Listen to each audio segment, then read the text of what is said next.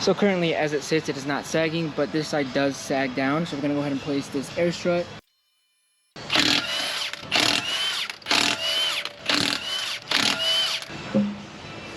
So the suspension setup is a little bit different. We got the tie rod up here on top of the spindle. So we're gonna go ahead and have to transfer this top hat onto the new strut. So we're gonna go ahead and loosen it up from here to release the spindle, and that should give us enough room to drop down that strut.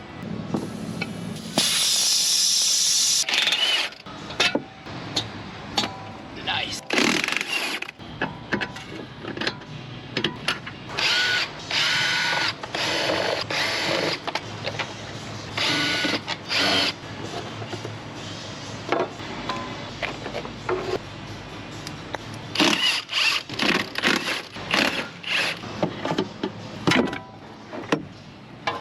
Now that we got this out, we can go ahead and take 4/13s, so we can go ahead and transfer it to the new strut, and then we can go ahead and reinstall it with a brand new strut.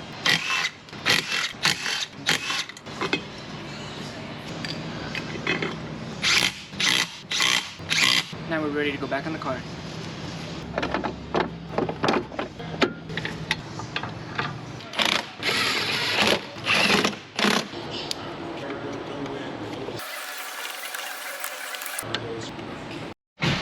On this airline, we have a whole new fitting that we got with this kit that we're gonna go ahead and replace.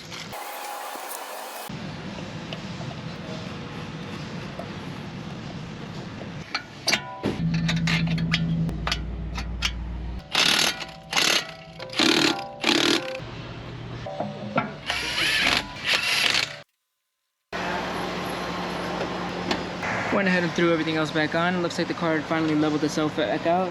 And now we're at a perfect level with the rest of the car. Let's go take it for a drive and we should be good to give it back to the customer.